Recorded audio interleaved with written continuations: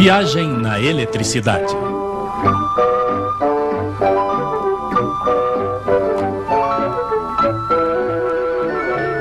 Entre quente e frio, o princípio de Carnot.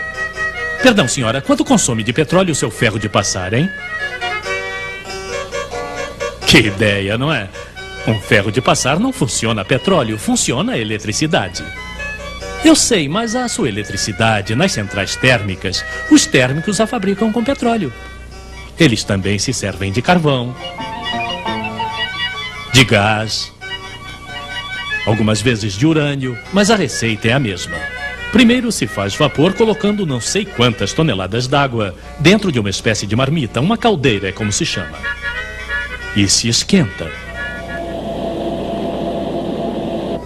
Vamos deixar para lá os aquecedores, reaquecedores, bombas e sei lá mais o quê.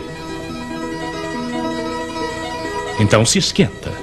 Se esquenta muito, muito seriamente. Pode chegar até 500 graus. Nessas condições, o vapor fica bastante comprimido. 150 vezes a pressão que existe fora. Agora vamos deixá-lo se distender, esse infeliz vapor. Vamos fazê-lo trabalhar fazendo passar dentro de turbinas. Uma turbina a vapor é uma roda com palhetas que tem mais ou menos a forma desta figura.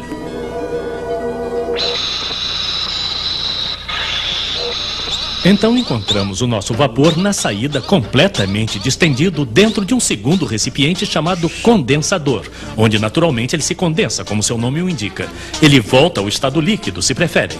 Nós a enviamos novamente para a caldeira para que trabalhe de novo. Caldeira, turbinas, condensador. Estão vendo? É simples. Ah, tínhamos esquecido o principal.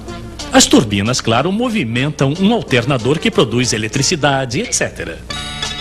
Mas isso não nos diz quanto de petróleo necessitamos para produzir 1 kWh de eletricidade. Pois bem, isso depende.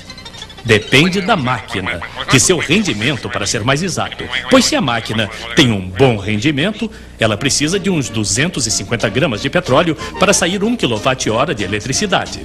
E se ela tem um mau rendimento, então aí é diferente. Mas perguntaria à senhora, o que é preciso para que a máquina tenha um bom rendimento, como o senhor diz? Ah, se o senhor Carnot estivesse aqui, ele responderia melhor que eu. Nicolas Carnot era um rapaz bastante dotado que procurava justamente descobrir como melhorar o rendimento das máquinas de seu tempo. E bem que as coitadas precisavam. Primeiro, tapar os escapamentos, ele pensou. Isso não faria nenhum mal. Mas ele pensou também que o rendimento devia depender da diferença de temperatura. Que diferença? Pois bem, de um lado, a temperatura da fonte quente, isto é, a nossa caldeira. Do outro lado, a temperatura de nossa fonte fria, o nosso condensador.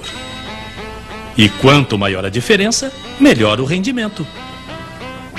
Então, esquentar mais de um lado é bom. Mas também é preciso esfriar do outro.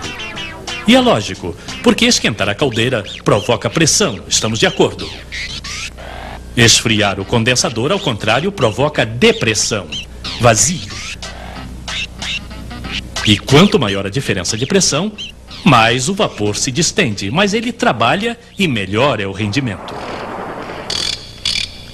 Então o nosso térmico em sua central, que quer tirar o máximo de quilowatt-hora de seu petróleo, segue os conselhos do Sr. Carnot. Do lado fonte quente não se pode subir mais.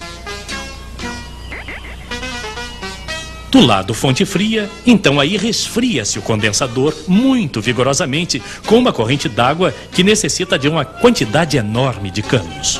Mas muito vigorosamente quer dizer que é preciso fazer passar aí por dentro uns 25 metros cúbicos d'água por segundo. Isso não se encontra tão facilmente quanto um cavalo. Então não se espantem se as centrais térmicas forem instaladas de preferência na beira do mar ou dos rios. É para esfriar seu condensador, melhorar o rendimento e tirar o máximo de eletricidade de seu petróleo ou carvão.